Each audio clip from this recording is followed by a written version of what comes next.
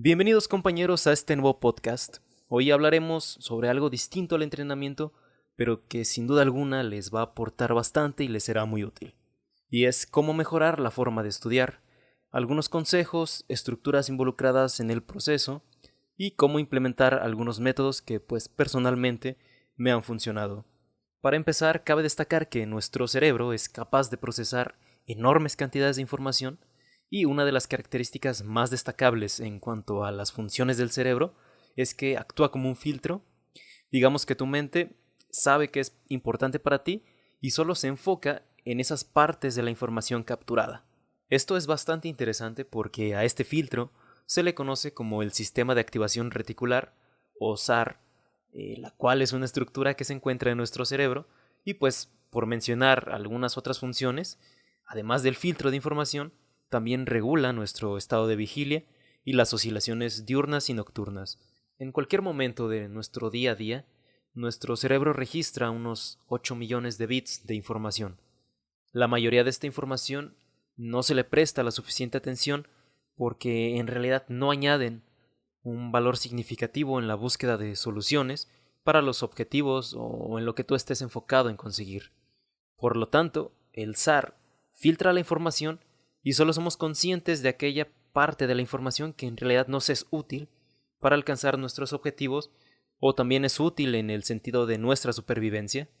Te pongo un ejemplo. Si yo te pregunto qué información de toda la que registraste ayer a lo largo del día te fue útil para desarrollar o mejorar algo en lo que tú estés enfocado, probablemente me digas que muy poca, ninguna o que no sabes. Está claro, tu cerebro no buscaba nada que ver con eso, aunque a lo mejor registró información útil con ese objetivo, lo ha dejado pasar sin que te des cuenta. Ahora bien, ustedes se preguntarán de qué nos sirve todo esto a la hora de estudiar. Pues en realidad de mucho. Es muy útil, sobre todo para la lectura rápida o para prepararte para leer. ¿Cómo lo podemos implementar? Sencillo.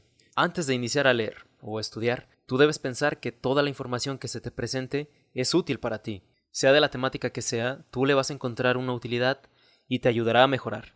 En realidad todo sirve, porque si de lo contrario te dices a ti mismo antes de estudiar que será aburrido o tedioso, el SAR no se activará y en consecuencia el tiempo de estudio se va a desperdiciar y probablemente no te quedes con nada de información.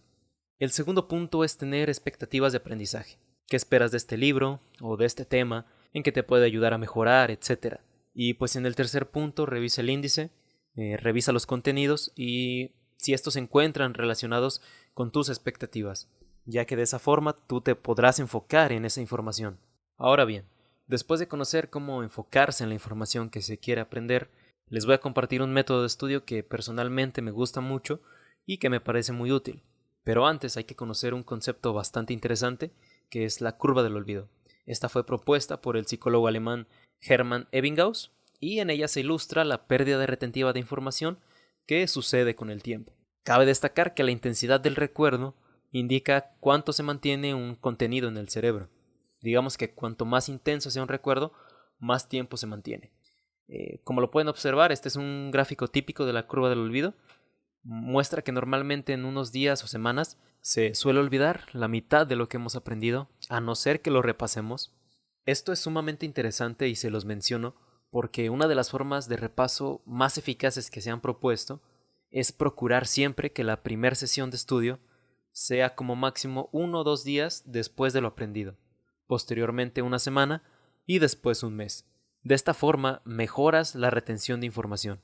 Sin embargo, puedes hacerlo todavía mucho más certero utilizando lo que se conoce como las flashcards, ya que este método te permite tener un feedback inmediato a la respuesta y esto tiene una relación totalmente directa con lo que se conoce como aprendizaje perceptual y en el cual se trabaja con el reconocimiento instintivo. ¿Cómo funciona esto? Imagina que tú tienes una tarjeta con un anverso y un reverso. Tú colocas la información que quieres y automáticamente relacionas ese concepto con la respuesta. Digamos, relacionas un valor con otro valor. Les puedo recomendar una app que se llama Anki, ANKI, que es una que yo suelo utilizar porque puedes programar las sesiones de estudio y en base a las respuestas y en base a los errores de las mismas, esta aplicación se encarga de generar una frecuencia de estudio para recordar las tarjetas en las que has fallado. De esta forma directamente reduces la curva del olvido y es más fácil recordar lo que previamente has asociado a algo. Y bien, compañeros, esto sería todo por el podcast de hoy. Gracias por su atención, espero les pueda aportar algo y nos vemos en los siguientes podcasts.